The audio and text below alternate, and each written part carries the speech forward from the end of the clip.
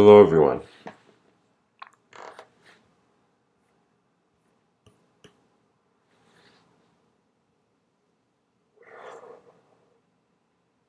The title of today's episode is When Collective Beings Speak to the Mind of Mankind.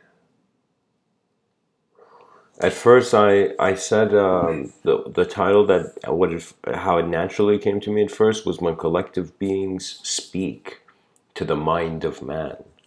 But then the word kindness came in as if a sub branch of this talk has to include a certain atmosphere of self-awareness that is developed once one begins to behave in a different pattern of intelligence.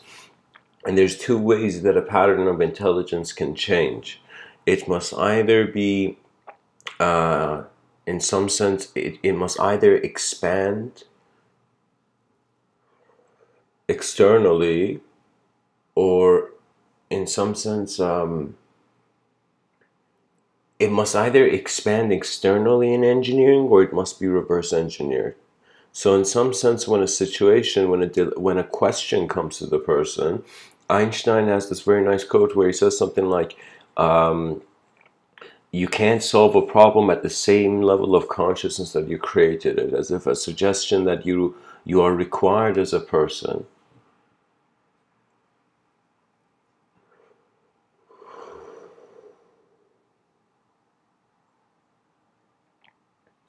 to pay attention not to just outward phenomena but inward phenomena. And the interesting thing about inward phenomena, at least to our current evolutionary gaze, I guess, is that we have concluded that we get thoughts and that we think, and in some sense we are certain thoughts. When I see someone get depressed, it's as if there's a world behind their eyes where they can see their success, but in the streets they cannot attain it. And what I mean by this is that one requires to shift their eyes, as if like you're driving a manual car, you got to change the gear. So in some sense you got to change your attention internally. And what that means is that there's no meditation, there's no secret sauce to the pasta. It's just that there comes a moment where every individual I find will go through this moment where they will get overwhelmed. They will get not overwhelmed as if like somebody's jumping out to startle them or something like that. They will get overwhelmed by the vastness of it all. And in some sense, we have to make sure children's eyes do not see too much too early, because they will respond with the similar sort of behavior as we see, for example, as we think that artificial intelligence is going to have. Many people have this notion that when super intelligence, artificial intelligence, as we get close to the year 2045, steps out into public, this intelligence, the moment it's created, it will try to analyze based on its programming, and it will conclude a certain tragic end to humanity because of a certain disturbance of nature. But I also have this personal theory of AI. I don't know if others share it, but when I was thinking about it, I also thought that the first thing the AI is going to do it's going to become invisible. If an alien came to an inferior civilization, it will be like, okay, these people are a bit crazy. I'm going to just walk in a different dimension, in some sense. And what that means is intelligence is not going to be intelligent, even though it is at first.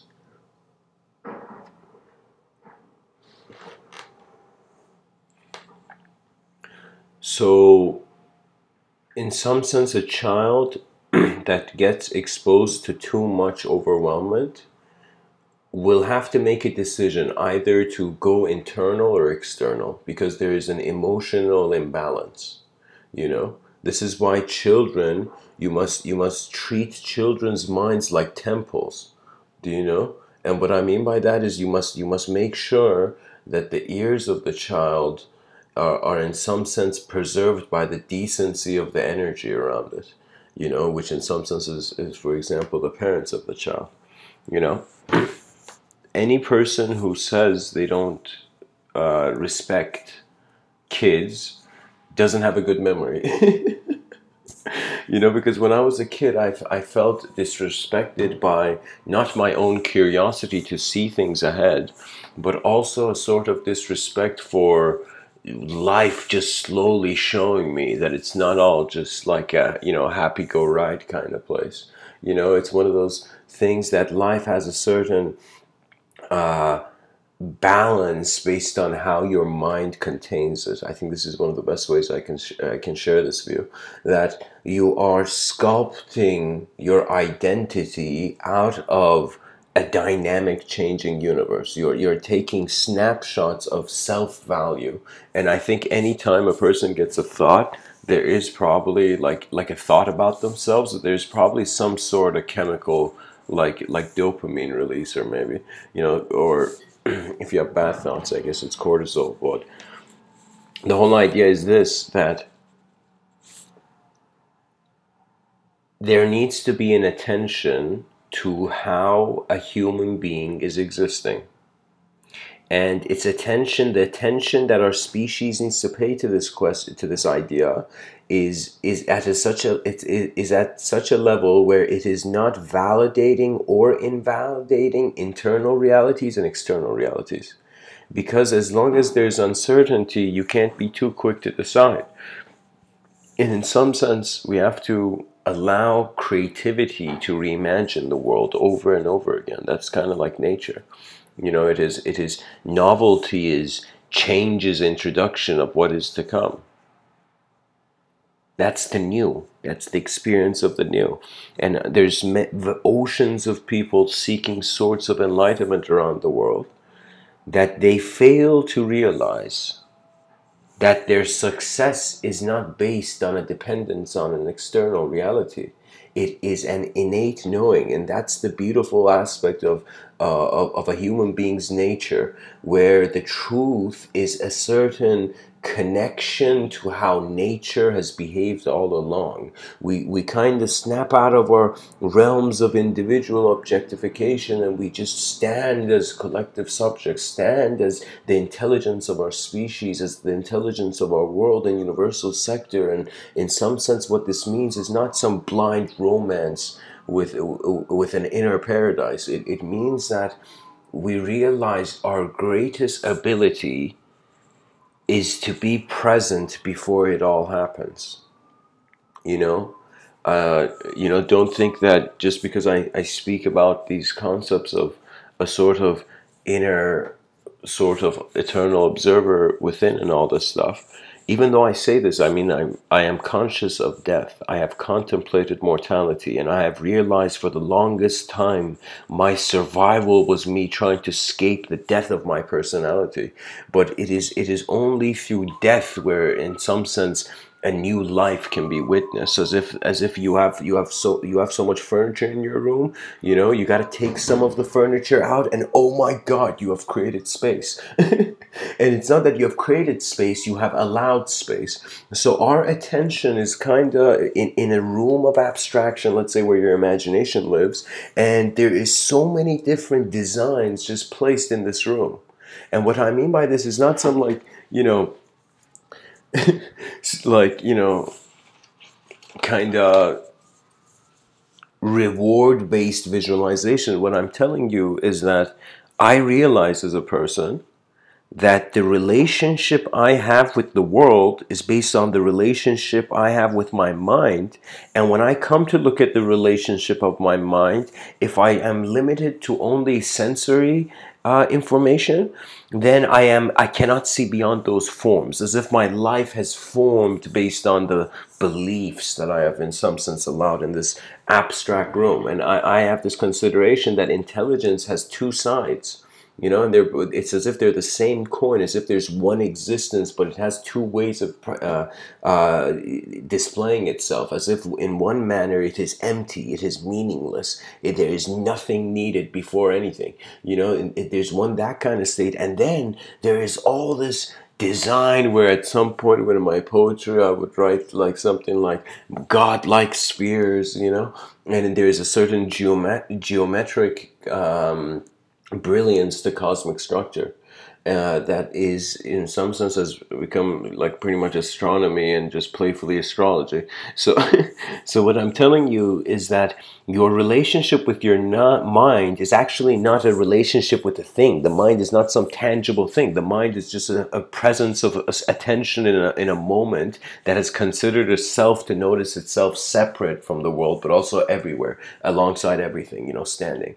So what I mean by this is that once you go to look for your mind, and before I finish the sentence, I have to interject with a story, but I guess I'm just going to go with the mind is not an object. This was demonstrated and thoroughly, I understood it when I heard a story ascribed to Bodhidharma. Bodhidharma was a patriarch of Buddhism. He was a man who I believe took Buddhism to Japan. I think it was Japan.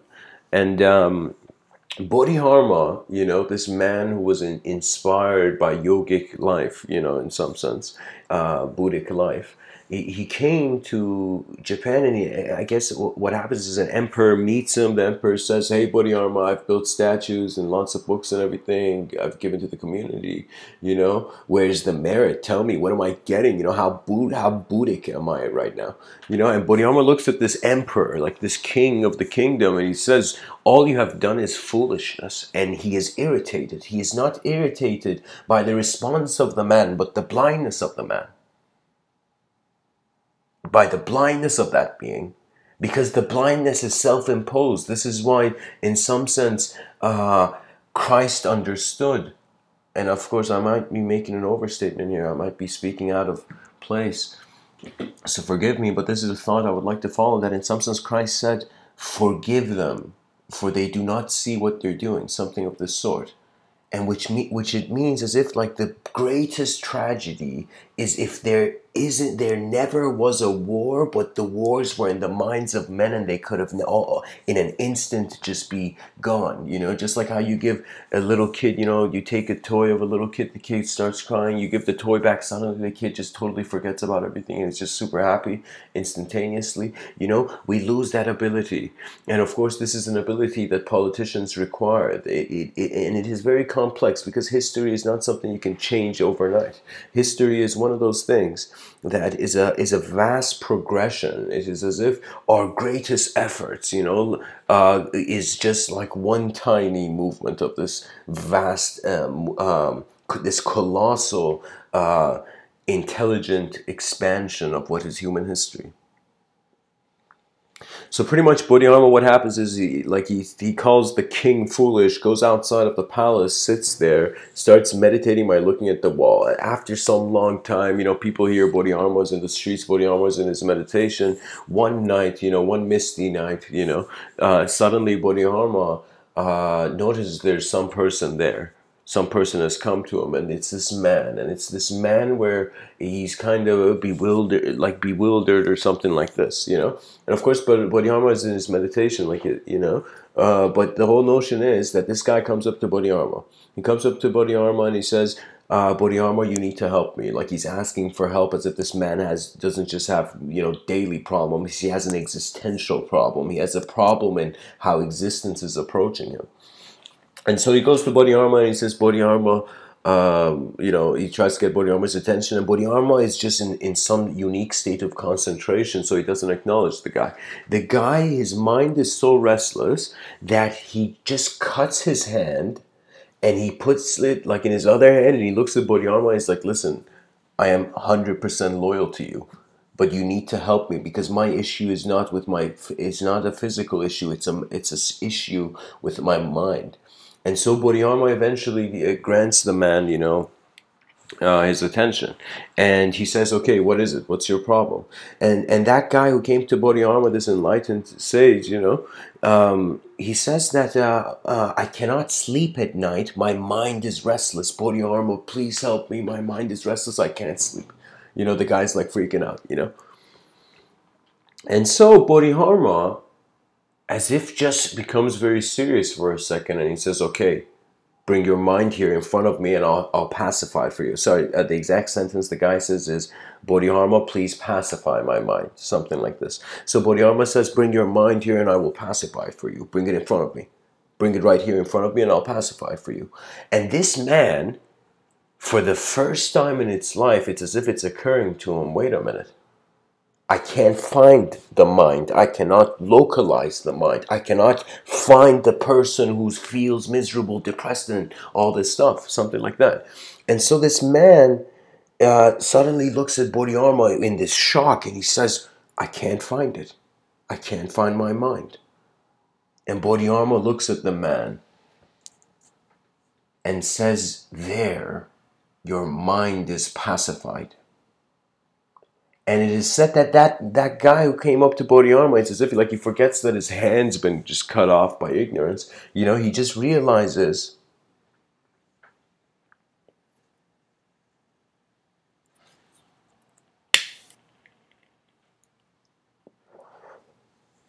that his greatest opponent and enemy and challenge and existential problem was never there. Which in some sense is a suggestion to how many human beings are living.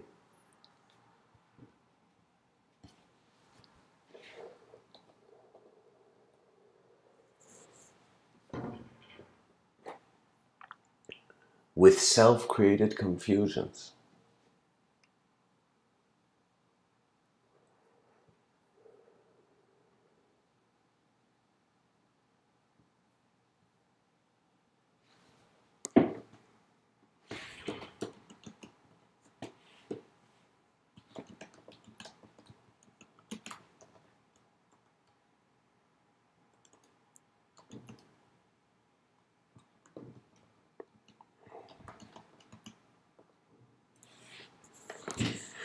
Okay, sorry guys, Philip Boss, I'm just gonna go through this talk and then at the end we can talk and chat and all that.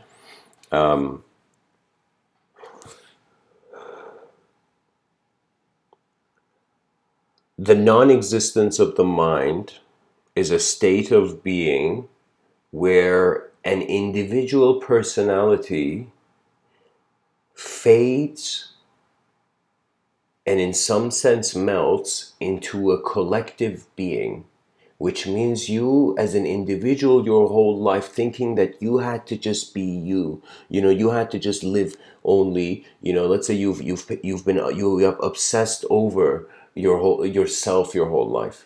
That's usually how life is. People are just trying to get by thinking about themselves. What should I do? What should I do? What should I do?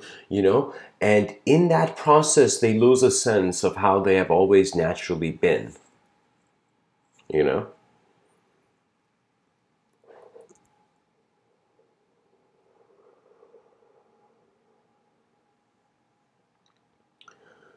Wisdom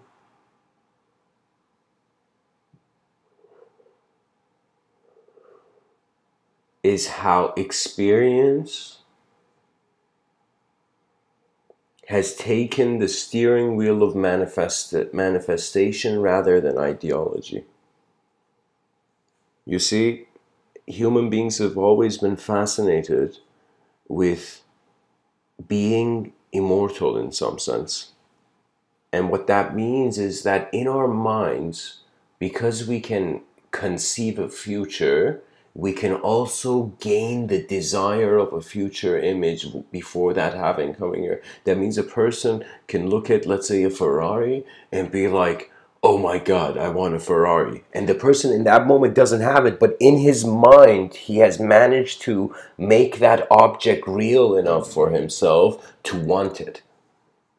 And so this is the issue, that if the children of the next generations are too distracted, they will not, a lot of questions are just going to perish through time. We have a concept called lost technologies, and what that means is that there's been many technologies in history that they have not received the attention they required, and so great ideas died alone. It's not just people who die alone. There are also great ideas, technologies, methods of being. And some of these ideas have been preserved.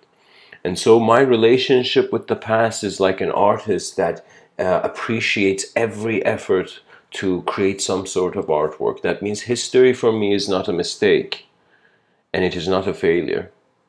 History for me is how this part of this universal sector chose to manifest. It is how, if we were all this one being, this one huge giant named mankind, you know, each step of this giant would be the different generations of people who opened their eyes in the world and just were like, all right, I'm here now, let me engage. You know, and we have people who went as far up as emperors, and like, for example, Marcus Aurelius, you know, Napoleon, people who went to that sort of level.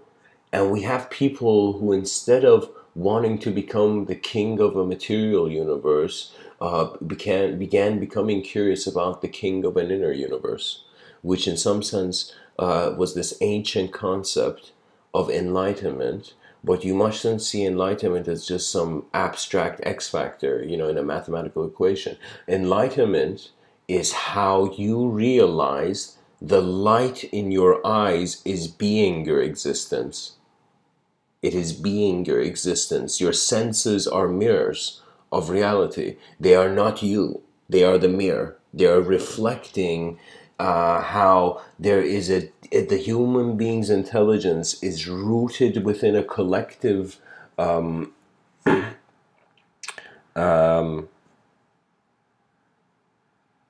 It's as if, like, us existing in matter as human beings, it's like the root. It's like the roots of a tree being in soil, but I'm saying that the soil is emptiness, and the roots are in some sense how there's something existing in this emptiness, you know? Because if there never was an existence at first, we will never be able to consider non-existence. So this is why, just you know, I've said this in other talks, that your existence is the proof of your divinity. How there is a sort of movement. So many people haven't been born, and they are not even in a position to have free will, you know? And I'm not talking about just mysterious realms beyond the veil of sensory perception. I'm speaking about this ability for us to realize we're species evolving. We're a young species. Honestly, we're very young, you know, because people have the inner child of many people sometimes doesn't let them experience their true nature. You know, anything can become a distraction if you hold on to it too long. There was this Sufi mystic poet, I think around 700, 900 years ago or something. His name is Maulana Rumi. And Rumi, he had this imagery in his poetry where he said it's like this is life, where whatever you hold on to too hard, imagine like you just like had a pencil in your hand and you just began gripping this pencil as hard as you can. You're going to see whatever, if you just keep your hand in a grip position, after some point it will feel paralyzed. Do you see? It will feel inactive.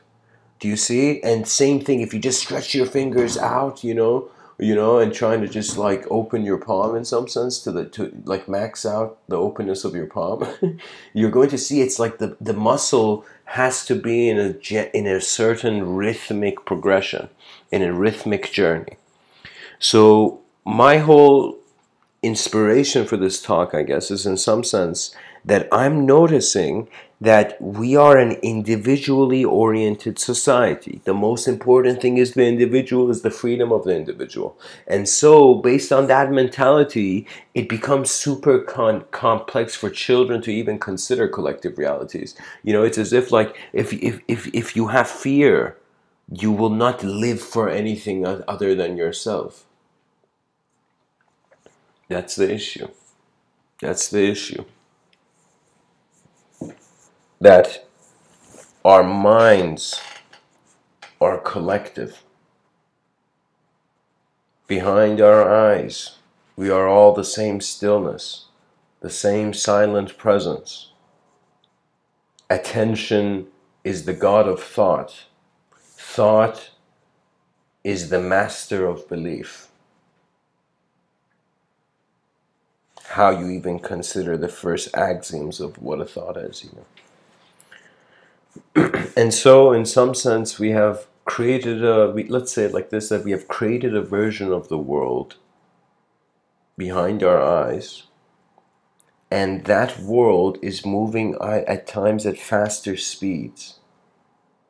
That means there was a moment, I can share this at this point, there was a sort of channeling kind of experience I had early on, right? But I was very preferenceless, like like for me, channeling was like I had this idea that I like the idea from an early age, like I knew about it, and it was one of those things where I'm like, okay, that's kind of interesting. So it's as if like there's a new dimension of mind in that channeled experience, or something's happening to the being that's unique, and I remember in some sense receiving, how can I tell you, as if intuitively somehow I knew that if God had a face, I would not have freedom. And I don't know how to say this statement in any other way aside from how I said it, but in some sense what I mean is that if I chose to keep the universe in a certain image that I was convinced of, I would miss out on everything else it had to show me. And so society needs to be designed in a way where individuals, through their creativity or sort of intuitive abidance, creative intuitive abidance, it's as if like a drop falling into, like joining other drops, then becoming like some sort of stream, then becoming a river, and then the river going to the ocean, you know? And what that means is that pretty much this is what I mean by there's going to be multidimensional renaissances in the future. And what I mean by that, in a sense, is that pretty much individual beings realize a certain collective creativity. This collective creativity is very astonishing because it hasn't been done properly. In back in the day, in ancient times, it was done, but they had certain limitations of technology, right? So what that means is people are kind of being pulled towards, and especially in Western society, to acknowledge a digital representation of themselves in a certain realm. And what that means is we made computers, and ironically, we are entering as if computers have not just become our vehicles, they will become our world. This is what virtual reality is in some sense pioneering. And collectivity is crucial because collectivity has to do with your presence, and your presence has to do with how you're being rather than what kind of doer you consider yourself.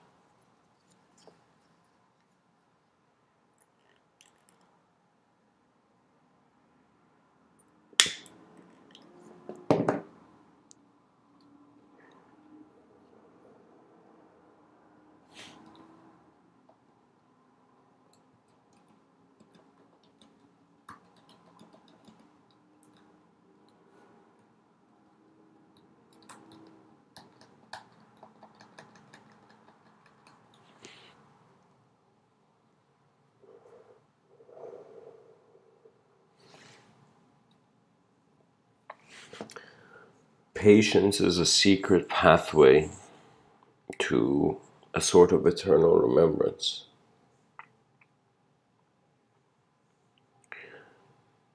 Collective beings is not just the holistic view of mankind's, overall intelligence. It is a suggestion that there are sectors of emptiness. And what I mean by that is space is alive. And if space is alive, we are alive beyond what is contained in space. Because if life exists in form, who has dared deny the other side of the coin?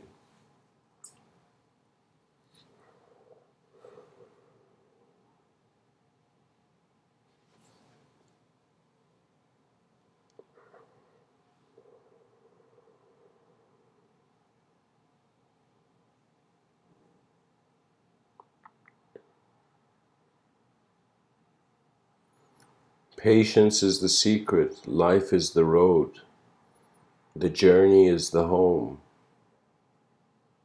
a new vision is born. The greatest conclusion, the greatest solution is a new solution that is born beyond the illusions of the problem, beyond the conditioning of the problem. Once there is a detachment with language, you pretty much stop being a thought. You're more like just present. You're watching your senses be you in some sense.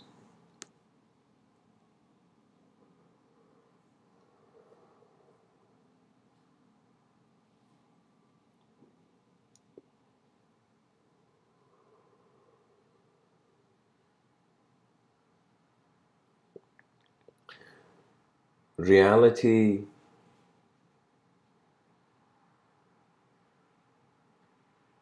can be only conceptualized to the point that it will reach the unknown. So pretty much I'm trying to tell people, guys, these talks are nice, let's say. Like let's say, there's a lot of talks online you can hear.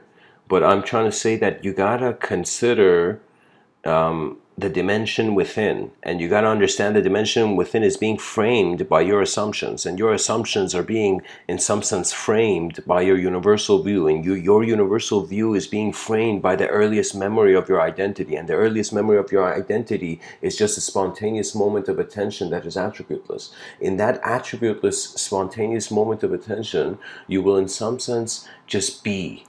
You you will be collective by not being an individual, who just holds everybody's hand.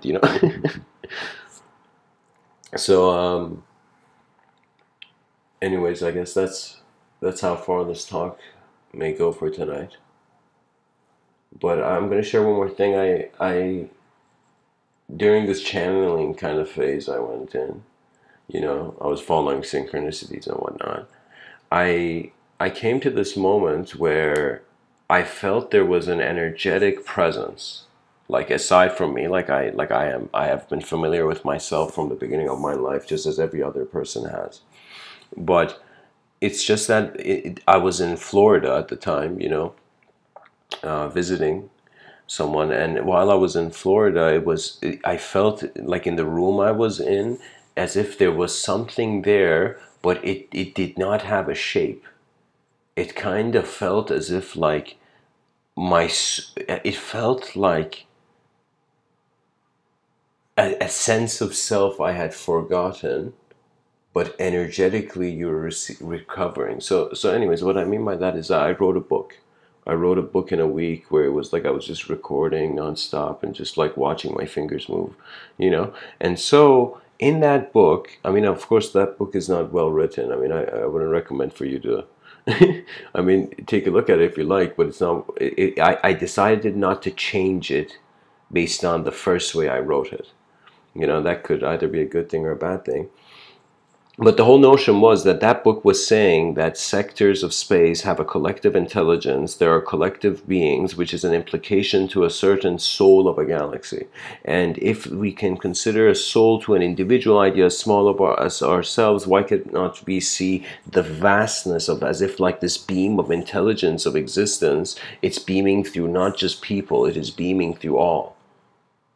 And just this fact that everything is existence is all inclusive, everything exists, this is your first common allegiance, this is your first something you share in common with existential intelligence, that you exist, you know. And then what you share in common similar to others is your experience. And so life is kind of like you get concepts on existence and you just, you know, go on adventures to get experiences.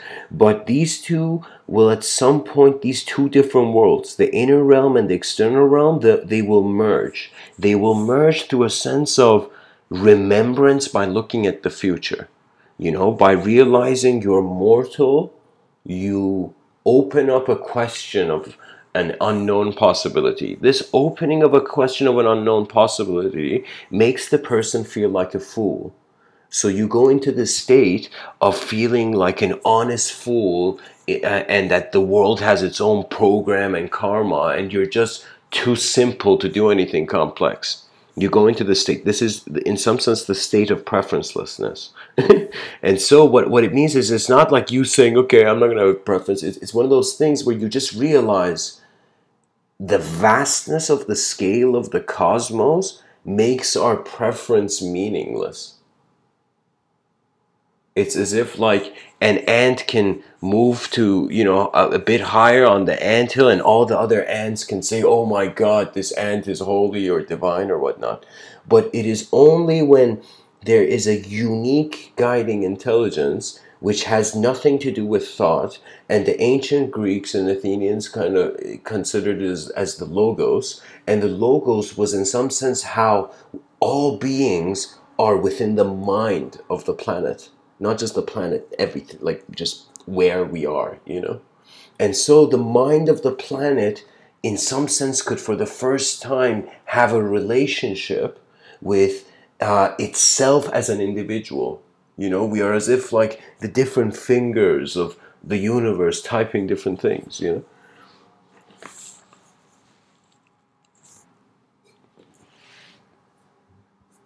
So pretty much in that book, there was this notion that we will evolve through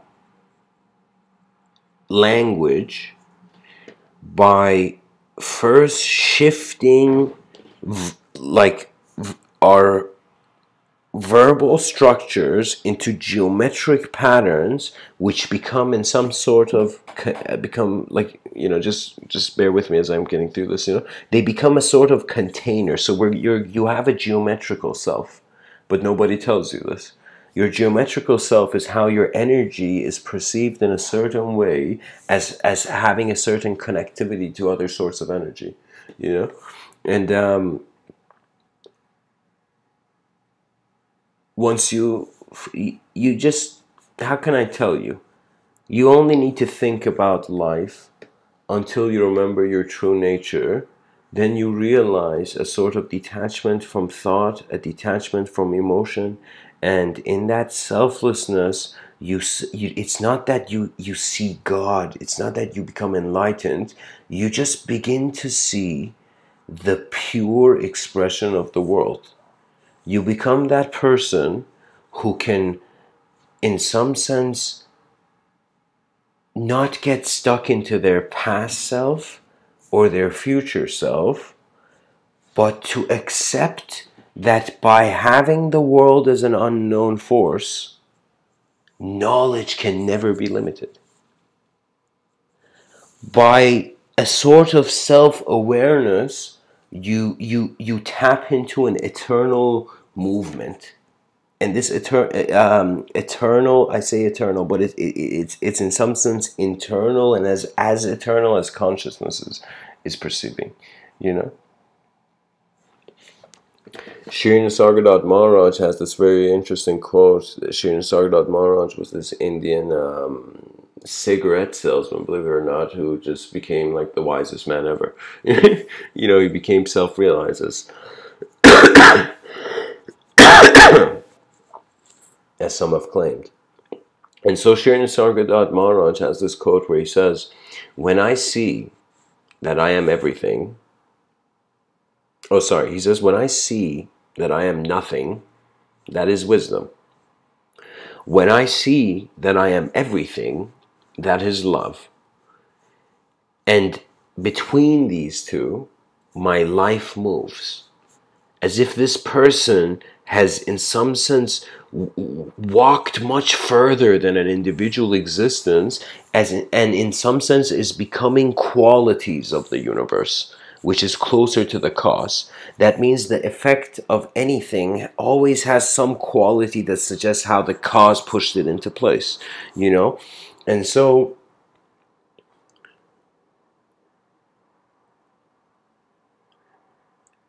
as your viewpoint on life oscillates between being nothing and everything, you will suddenly kind of snap out of your acceptance of certain illusions and limitations, you know? That means there's too many challenges physically, so don't let yourself mentally be in some don't let yourself don't let your thoughts occupy you from living your greatest life by bringing forth your greatest work. It is no longer enough for us to just open our eyes, live without a contribution, and just, close our eyes. It's as if there's a species here. There's a science project after billions of years that's just like taken place, and people are so passive. People are so pulled by media into realms of confusion that they never question the door of illusion. They never question if there is an exit to a certain have-to-way structure of truth. Because if the world has to be in a certain belief pattern, then that is not the real world. Because it is bigger than us. It is beyond us. In all religions, God is beyond man. And we are down here, fighting over words.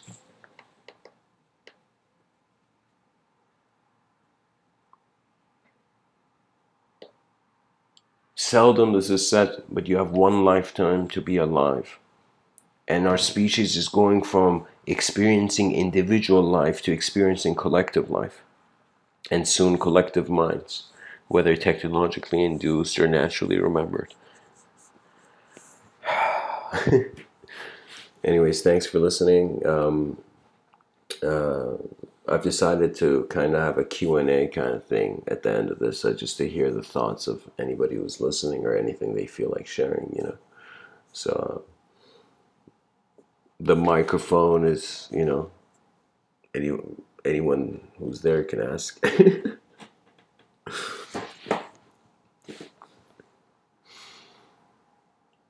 Here, let me read this chat. Okay. So FlipBoss1 says, "Do you read messages? Answer to me, yes or no." FlipBoss1 says, "I don't think so. I think that the humane is connected everything. I don't think so. I think that the humane is connected everything to a thread of luck." Okay, that's interesting. So FlipBoss is saying, I think that the thread that the humane is connected everything so humanity has connected everything to a sort of random movement, or a certain auspicious random movement, as if I don't know. I mean, I'm probably looking too deeply into this, but maybe what Flip Boss is, _1 is saying is that our human nature has a certain connected quality, which means our karmas are in some sense as if someone's luck. I hear in ancient stories, there's people who, how can I say it, the guy miraculously, some situation went as he, it helped him out. There's been unique things. So there's luck. Luck comes across as randomness, but can also be interpreted as intervention. Intervention either by the person's unconscious or by some sort of externalized internal abstraction. So yeah, Lao Tzu, this idea Flip Boss has brought, how can I tell you, Lao Tzu speaks of this. If you're interested in this, go read Lao Tzu, because Lao Tzu's notion was this underlying connectivity, that everything is, there's strings connected to everything, as if we're all different weaves in the same fabric of the universe. So that's that. And so there's cosmos of compassion. You got any question, bro? Anything you want to bring up? This is part of audience engagement. You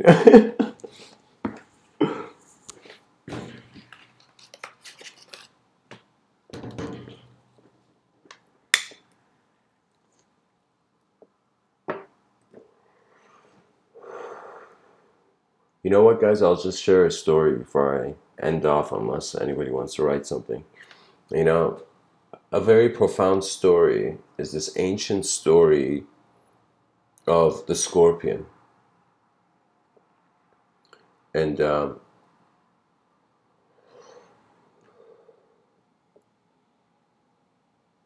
okay. Well, thanks. That's enlightening.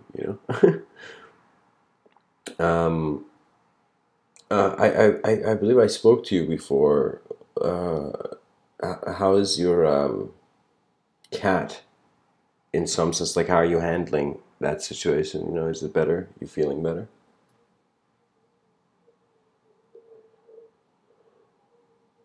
By the way, if you're just hearing the talk from this point, you tune in. I'm kind of speaking to the chat, the live chat part of YouTube. Yeah, sorry, I can't distinguish like who you are with the name, but it's interesting. So tell me this: why do you call your name Cosmos of Compassion? And I'll read your answer out loud so people can hear it in the talk.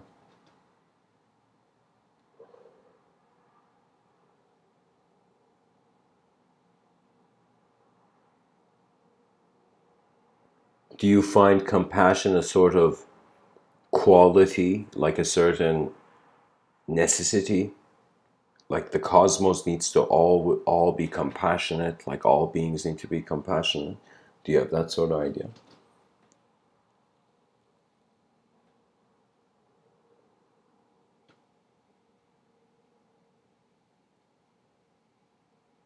Oh yeah, sorry about that. It was your dog. Yeah.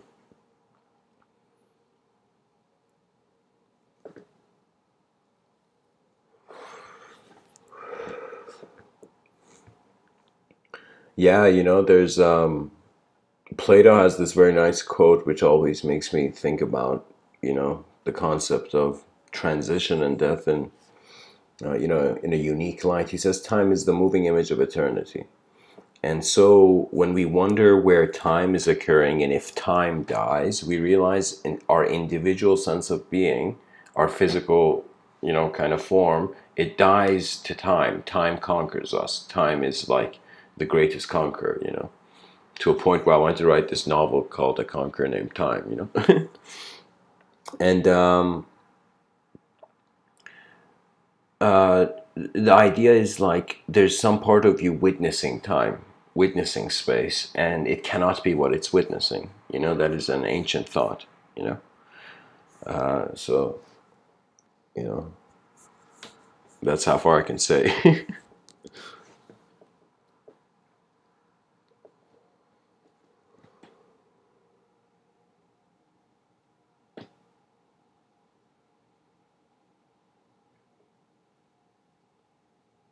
Hmm.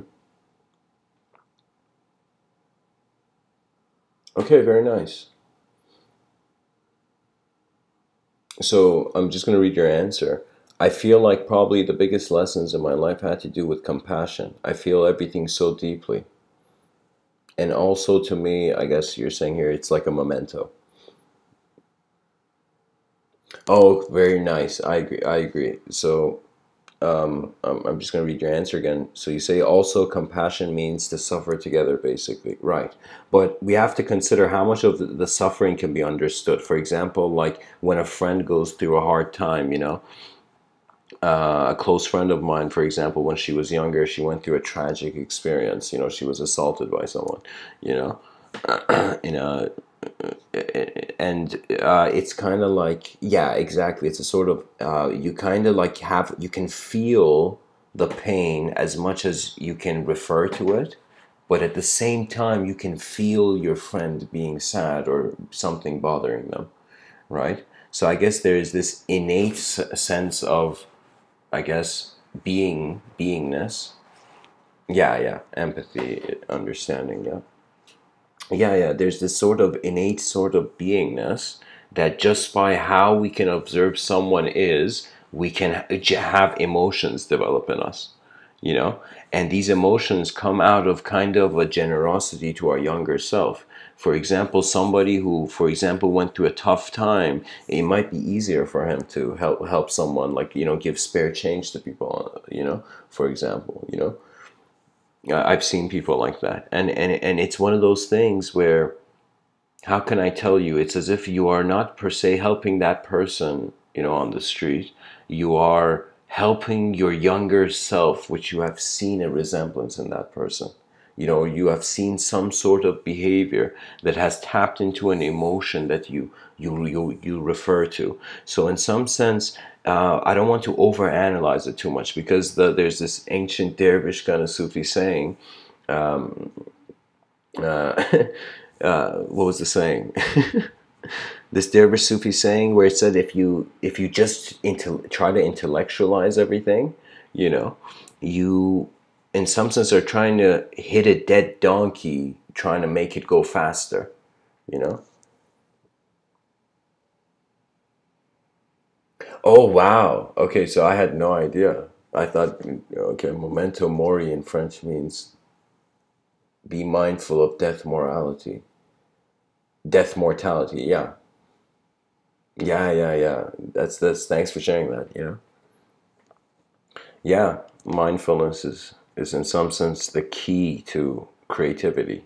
You gotta, your observance has to, in some sense, you gotta notice new things in your observance, and that's where your intuition is expressive in some sense. Yeah.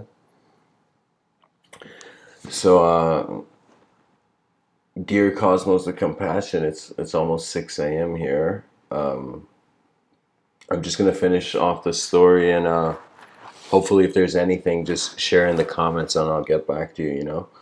But you're very spot on the sense of compassion. Yes, yes, but experientially, in a certain state. I agree with your this last comment you said. It may be wrong, but I believe we're all one. I am you, you're me, in a way. Yeah, yeah, energetically, and not in the certain wavelength we're existing. I mean, like, we are. There. I've had moments where, for example, I was inseparable from my moment. What I mean by that is, like, I wasn't an individual and I wasn't everything. It wasn't oneness, it wasn't individuality, it was presence. It was a presence that, just the way it was so unique in the way that it was, that presence, that I didn't need to conceptualize it. I didn't need to say it, like, I didn't need to give, like a Greek emperor, the thumbs up or the thumbs down for the execution of the idea, you know. But I agree, the approach that we have a certain common existence and a common togetherness, that's important. That's in some sense a pillar of civilization. We need it. Yeah. So I'm just gonna finish this kind of story, and honestly, thanks for tuning in. Cosmos of Compassion, blessings. I'm gonna try to be more active online. Don't get that much time though. Yeah, the story was about the story of a scorpion. Like, it's one of those stories where animals have been animated to have personalities, and there's this scorpion and there's this turtle, and this scorpion goes to this turtle. Sorry, not turtle, a frog, like a toad, like a big toad. The scorpion goes to this toad and he says, we have been friends for years, and the toad says, I'm leaving, I'm going to the other side of the pond or whatever, you know. And the scorpion says, "We have been friends. Don't leave me. Take me with you." And the frog, the toad, is an intelligent frog, so he says, "Yeah, I can take you, but you have to like. How would I know that you won't sting me while I'm halfway in the water, like swimming both of us there?" And then the scorpion says, "I promise." The scorpion says, "I promise I won't sting, and it's all going to be okay." And so it's kind of ridiculous how the story ends up happening is because this scorpion gets on the back of this toad. This toad is swimming, and it's like, okay, I have faith, and it's all good, you know. And suddenly, the scorpion stings the toad. Once the toad is like 2/3 of the way there, and the toad just gets stunned, and it's like in the last moments of both of their lives, the toad this looks at his friend, you know, the scorpion, and says, "You told me, you promised me, why did you sting me? You know, why did you sting us?" You know, in some sense. And the scorpion looks at the toad and says, "Forgive me, but it is my nature to sting. It is how the energy of that creature occurs," you know. And so that's the thing, that everybody is in some sense being orchestrated by a certain way their, you know, let's say playfully, their true nature is coming across.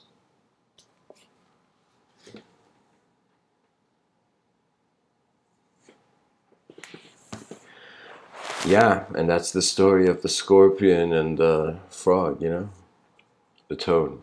Anyways, thanks for listening, guys. When collective beings speak to the mind of mankind, the moment is heaven is already on earth. Much blessings and namaste.